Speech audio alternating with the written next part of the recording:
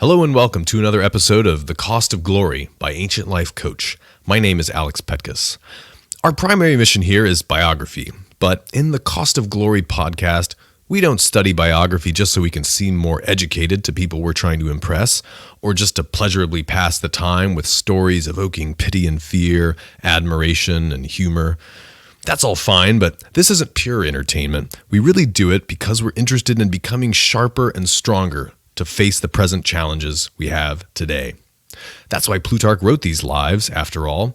So in that spirit, while you're waiting for the story of Eumenes of Cardia, coming in a couple of weeks, I've got a brief message from Plutarch to share with you.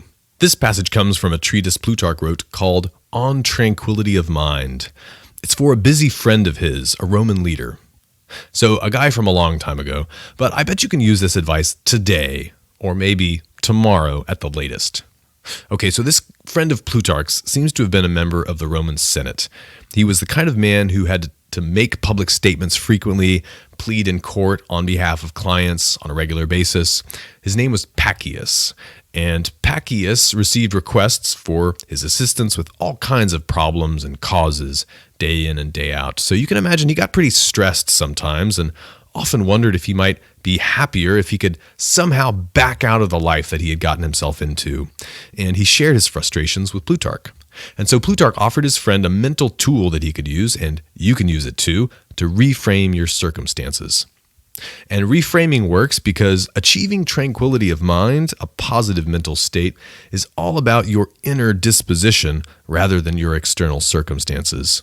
For example, Plutarch says, say you're bothered by the fact that you're poor, or poorer than you'd like to be. It's all relative, right?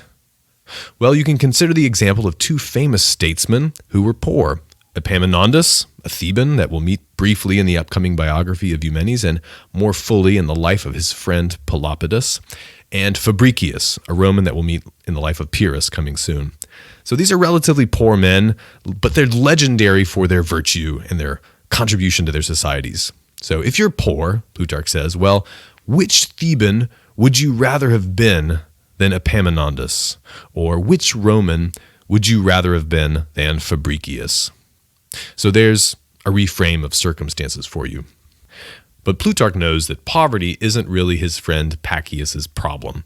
So he's got a message just for this busy Roman patron.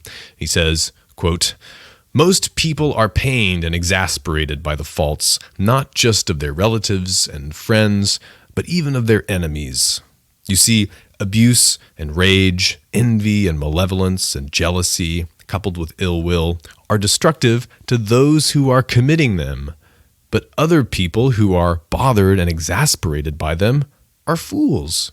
As, for example, neighbors' outbursts of temper and friends' fussiness and certain acts of dishonesty on the part of state officials charged with administration. By these things you yourself seem to me to be disturbed as much as anybody.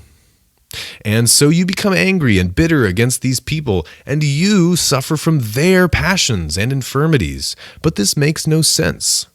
For even in the execution of matters committed to your personal care, most of them are, in fact, administered not by simple and excellent characters, instruments elegantly shaped to serve the needs of others, but as it were, by crooked and jagged ones.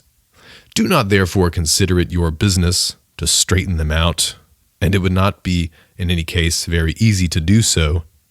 But if, dealing with them as being what they are by nature, just as a physician uses forceps for teeth and clips for wounds, you show yourself as gentle and self-controlled as you can, you will have greater pleasure in your own state of mind than distress at the unpleasantness and villainy of others. And you will think that they, like dogs when they bark, are but fulfilling their nature. There you have it, end quote.